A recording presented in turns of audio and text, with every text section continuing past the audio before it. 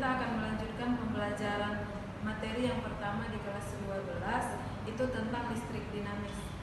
Apa itu Bu listrik dinamis?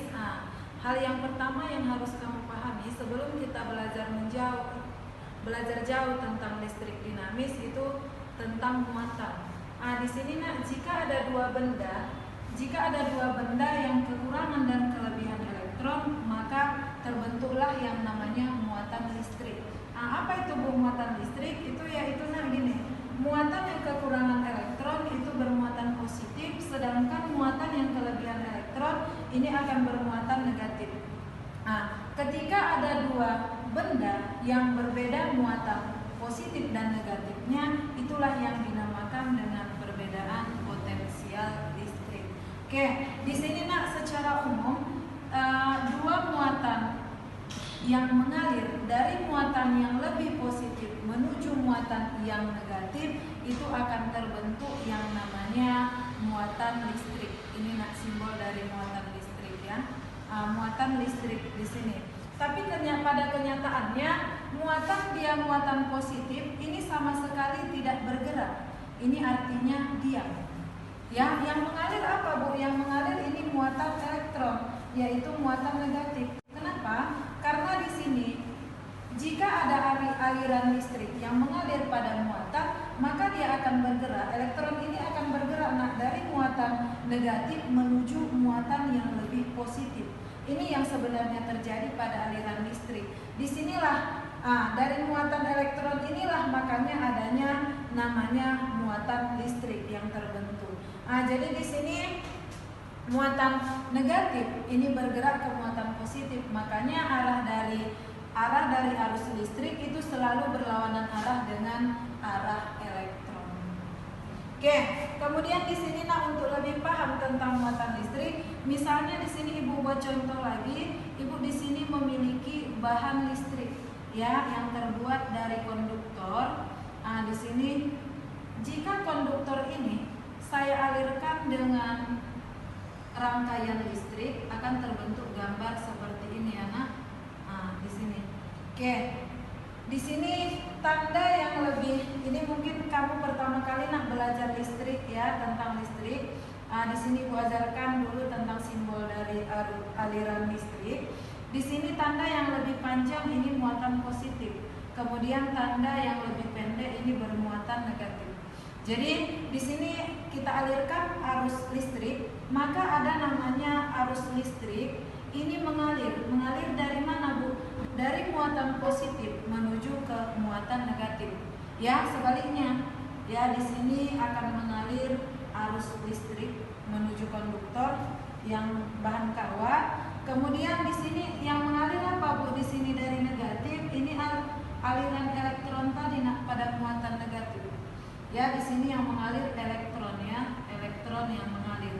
Makanya di sini kan kelihatan jelas arah arus listrik simbolnya I itu selalu berlawanan arah dengan arah elektron. Ya jadi negatif sama positif. Oke, di sini kita lebih fokus ini tentang muatan. Jadi di sini bahan yang terbuat dari konduktor ini akan memiliki muatan elektron. Ini dibuat di sini muatan elektron. Berapa Bu banyaknya jumlah di bahan konduktor ini? Sangat banyak, nggak terhitung. Jadi di sini tak terhitung banyak muatan yang mengalir di sini. Banyak muatan yang mengalir karena muatan itu terbentuk karena adanya arus listrik. Jadi kalau misalnya tidak ada arus listrik berarti muatan itu tidak ada. Tidak ada muatan positif dan muatan negatif. Ya, makanya konduktor ini berfungsi ketika saya alirkan dengan arah arus listrik. Oke, di sini setuju ya jika di sini bahan konduktor ini saya buat di sini simbol dari L. Apa itu Bu? L ini panjang kawat. Kemudian di sini saya buat ini simbolnya A. Apa itu Bu? A di sini luas penampang. Ini bentuknya kita anggap pada kawat, ini bentuknya lingkaran, berarti di sini luas, berarti yang kita masukkan adalah luas dari lingkaran. Apa itu Bu luas lingkaran? Ini PR, ini pangkat 2. Ya ini boleh R kecil ya di sini buat R besar. Oke, PR kuadrat. Kalau kita buat diameter berarti di sini Pi, ya ini berapa Bu? Ini D/2, ini pangkat 2, berarti bisa juga di sini Pi, ini D kuadrat, ini per 4. Ya bisa ya nak, ini hubungan luas penampang dengan jari-jari dan diameter. Oke, yang berikutnya, jika kita mau menghitung berapa sih Bu besar muatan yang mengalir pada kawat konduktor ini, bisa nak kita hitung. Oke, simbol dari muatan listrik itu bisa Q besar, bisa juga ada juga beberapa buku yang menyatakan dalam bentuk Q kecil. Ya, di sini N ini adalah jumlah muatan. Jumlah muatan yang mengalir pada konduktor tadi. Nah, berapa jumlahnya itu namanya N ya dalam rumus. Oke, N, kemudian A luas penampang, kemudian L, baru di sini kita kalikan dengan elektron. Oke, berapa Bu di sini elektron? Oke, di sini nak besaran elektron. Ya, ini merupakan variabel, artinya konstanta tetap. Ya, tetapnya sama, nilainya minus 1,6 kali 10 pangkat minus 19, ini coulomb. Ya, ini tulisannya Ibu jelaskan ya, ini coulomb. Jadi bisa simbolnya dibuat dengan C kecil. Ya, elektron itu nilainya tetap minus 1,6 kali 10 pangkat min 19 coulomb. Oke, di sini nah inilah rumus. Ya, rumus secara sistematis jika kita ingin mencari jumlah dari muatan pada elektron. Oke, kemudian setelah kita bahas tentang muatan listrik, yang kedua ya, ini buat aja nak keterangannya ya. Q di sini adalah jumlah muatan ya, jumlah muatan. Oke, jumlah muatan ini satuannya tadi ini coulomb. Kemudian N ini sama dengan jumlah elektron. Ya, jumlah elektron. Kemudian A di sini luas penampang kawat. Ya, A sama dengan luas penampang. Ini luas penampang sama ya nak, satuannya meter pangkat 2. Kemudian L ini panjang kawat penghantar. Ini satuannya ini meter. Kemudian E ini adalah jumlah elektron yang mengalirnya. Oke, jumlah elektron. Oke, ini satuannya tetap coulomb ya. Oke, kemudian yang berikutnya nak, yang poin nomor 2, ini tentang kuat arus listrik. Apa itu Bu kuat arus listrik? Ya, kuat arus listrik. Oke, perhatikan kembali lagi nak ke bola konduktor tadi yang kawat penghantar ini. Oke, untuk menjelaskan tentang kuat arus listrik, Ibu dari sini dasarnya. Oke, kuat arus listrik itu nak jumlah muatan. Oke, jumlah muatan yang mana Bu? Jumlah muatan yang mengalir tiap satuan waktu atau sekon. Jadi secara sistematis kuat arus listrik ini bisa kita gambarkan. Ini simbolnya adalah I besar ya nak, simbol dari kuat arus listrik. Ini Q per T. Delta T juga boleh ya nak. Jadi kuat arus listrik itu adalah jumlah muatan yang mengalir tiap selang waktu atau 1 sekon. Jadi selisih dari waktunya delta T juga boleh kita gambarkan ya nak. Ini menunjukkan selang waktu. Karena delta T itu adalah T2 dikurang T1. Oke, jadi di sini gimana Bu? Bisa kita ambil persamaan baru dari jumlah muatan. Oke, kita masukkan seperti ini. Ini karena I sama dengan Q per delta T. Jadi kalau kita jabarkan rumusnya, ini kita eliminasikan Q ini dengan rumus dari jumlah muatan. Jadi di sini N dikali A, ini dikali L, kemudian dikali E, ini per delta T. Oke, masih ingat nggak rumus pada GLB kelas 1 ya? Rumus GLB, gerak lurus beraturan, itu menyatakan jarak adalah ya perkalian antara kecepatan dengan selang waktu. Masih ingat nak rumus ini? Jadi kalau misalnya kita lihat panjang dari kawat itu merupakan ya satuan meter ya, satuan panjang, satuan meter. Berarti di sini apa Bu? Satuan jarak itu kan sama dengan satuan meter. Berarti bisa Ibu konversikan L sama dengan pi kali delta T. Dari mana Bu L-nya? Dari panjang kawat. Nah, yang menghitungan ini dari sini Ibu ambil. Berarti L per, ini pindah ke sebelah kiri, berarti per delta T ini menunjukkan besaran kecepatan. Berarti di sini P di sini kecepatan. Berarti bisa Ibu tuliskan ini kecepatan, ya, kecepatan menghantarkan kawat. Ini satuannya meter per sekon. Jadi kalau kita konfirmasi kebersamaan ini sama dengan I sama dengan ini, nah jadinya ini ya, nampak ya nak, kelihatan ya, ini N dikali A ya, ini dikali P, ini dikali E. Inilah jadinya nah hubungan antara kuat arus dengan kecepatan kawat. Oke, sekian materi tentang muatan listrik dan kuat arus. Nanti Ibu lanjutkan lagi tentang hambatan kawat dan hukum Ohm. Selanjutnya Ibu lanjutkan tentang hambatan listrik. Ya, apa itu Bu hambatan listrik? Jadi gini nah, hambatan listrik itu misalnya gini, ada sebuah kawat konduktor dialiri arus listrik. Jadi kan nggak semua nah hambatan listrik. Misalnya gini, ini ada spidol. Spidol ini kita ibaratkan gini. Ini yang ada tulisannya, ini penampangnya lebih luas ya, ini lebih besar. Ini permukaannya lebih kecil. Jadi hambatan pada permukaan yang lebih besar, ini otomatis hambatannya lebih besar daripada pada penampang yang lebih kecil. Itu perbandingannya. Oke, kemudian di sini Ibu gambar di sini ada secara sistematis rumus dari hambatan listrik. Hambatan listrik itu dipengaruhi oleh hambatan jenis kawat. Ya, nah hambatan jenis kawatnya misalnya gini, konduktor ya, konduktor kan bahan yang menghantarkan listrik dengan sempurna. Kalau isolator yang tidak bisa menghantarkan listrik.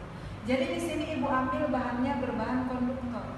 Jadi jenis konduktor itu nak kan ada jenisnya. Misalnya yang kecepatannya menghantarkan listrik dalam 1 detik ada. Ya, kalau besi panas sudah dipanaskan sampai suhunya di atas 100 derajat. Berarti itu konduktor sempurna. Jadi kalau misalnya tergantung bahannya, makanya di sini ada Ibu buat istilahnya R sama dengan rho ya, rho L per A. Jadi di sini apa Bu? Berarti hambatan listrik itu dipengaruhi oleh hambatan jenis konduktor.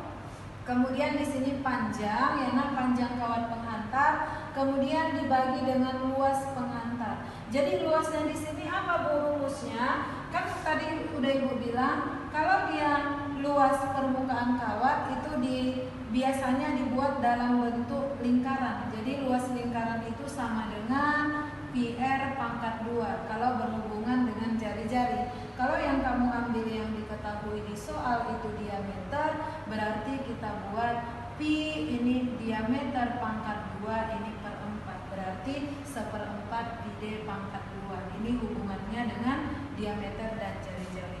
Oke, di mana di sini R menunjukkan hambatan kawat itu satuannya ohm. Bu apa Bu simbol yang ini? Simbol ini nak simbol untuk menyatakan hambatan, ya hambatan listrik. Berarti di sini bacaannya ohm. Karena alat pengukur hambatan listrik itu ohmmeter. Oke, bukan ohm ya nak, ohm.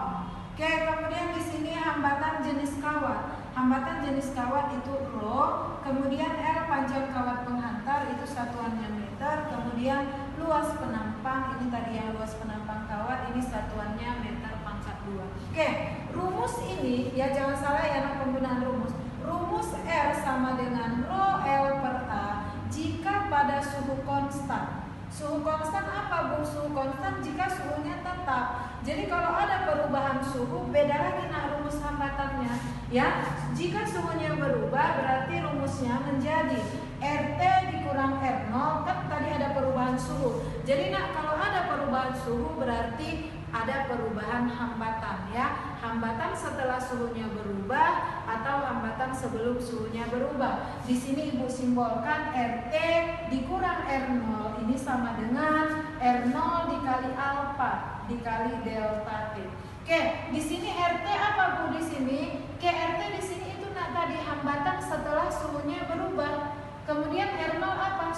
Hambatan awal sebelum suhu kemudian 1 ditambah alfa ini apa Bu? Alfa ini nak koefisien, ya, koefisien kawat penghantarnya, ya. Kemudian ini biasa konstanta diketahui nak di soal. Kemudian delta T ini adalah perubahan suhu, ya. Udah paham ya nak tentang hambatan listrik. Kemudian yang materi yang keempat ini tentang hukum Ohm, ya, hukum Ohm, ya, bukan Ohm ya nak, hukum Ohm. Oke, di sini Ibu ambil sampelnya dari grafik hukum Ohm, ya, lebih mudah nak memahaminya dari grafik. Oke, kemudian di sini ada 2 variabel yang terikat. Oke, pada sumbu Y ini Ibu buat dia variabel voltase, ya, tegangan, ya. Kemudian di sini, ya, di sini kuat arus pada sumbu X. Oke, kemudian ini nah, ini, ya, arah panah ini, ya, menyatakan hambatan. Jadi di sini nah, hambatan di titik ini, ya, ini sama nah. Sama gimana Bu maksudnya? Jumlahnya sama bukan? Jadi di sini hambatan di sini, ya, dipengaruhi oleh tegangan dan kuat arus. Jadi nilainya di sini konstan. Makanya kurvanya naik ke atas, ya, kurvanya konstan. Jadi kalau Ibu gambarkan di sini M sama dengan gradien kemiringan. Jadi di sini bisa Ibu buat theta, ya. Artinya gini nah, yang tadi Ibu bilang konstan. Semakin besar theta berarti semakin besar, ya, semakin besar hambatannya. Jadi ini tergantung dari theta di sini.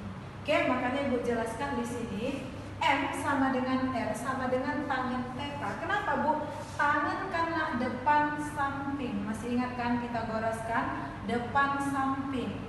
Tan desa, ya, tan desa, depan samping.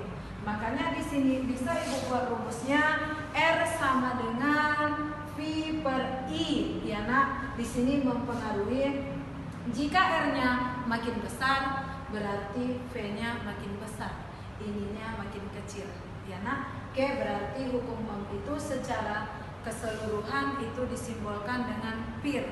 Biar kamu mengingat, biar lebih mudah mengingatnya, pir berarti V sama dengan I dikali R.